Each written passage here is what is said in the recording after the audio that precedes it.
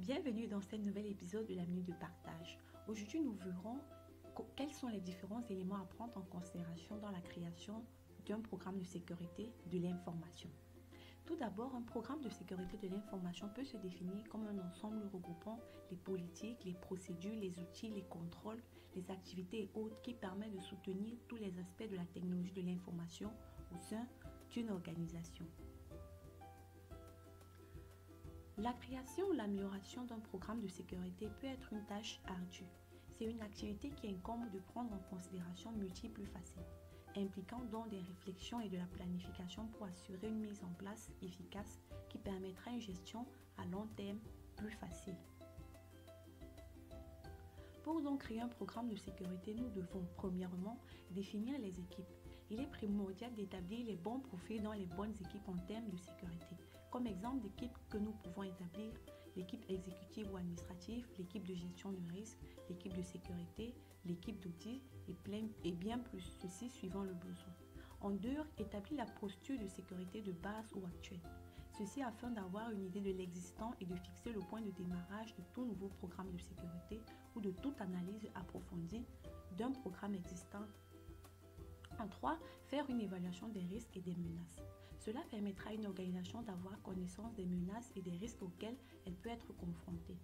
Par la suite, il sera alors plus aisé d'adapter les technologies et les recommandations pour fournir une défense adaptée. En 4, faire une priorisation ou classification des risques et des menaces évaluées. Une fois que les menaces et les risques ont été identifiés et évalués, ils doivent également être classés par ordre de priorité. Il est important de faire une classification en fonction de la vue d'ensemble lorsque toutes les informations ont été collectées. En 5, définir ou établir des jalons de progression. Ainsi, il sera plus aisé de savoir où l'on se trouve, où l'on veut aller et comment y arriver. Les jalons constituent une progression générale sur la voie d'un environnement sécurisé. En 6, faire des simulations de cas d'utilisation. Ceci permet de présenter toutes les situations possibles susceptibles de mettre en danger les systèmes critiques, les données sensibles ou tout autre actif de l'organisation. Par la suite, il est plus facile de planifier la mise en place de mesures de sécurité adéquates. En 7, définir des programmes de formation pour accroître les compétences de vos équipes et les agrandir. Mettre en place des mécanismes, outils, activités ou projets qui permettent à vos équipes de monter en compétences afin de propulser votre organisation. En définitive, la création d'un programme de sécurité n'est pas une tâche facile. Cela nécessite de prendre en considération tous les aspects de l'environnement de l'entreprise, à savoir les compétences organisationnelles adéquates, des équipes bien formées, une compréhension claire des objectifs de l'organisation.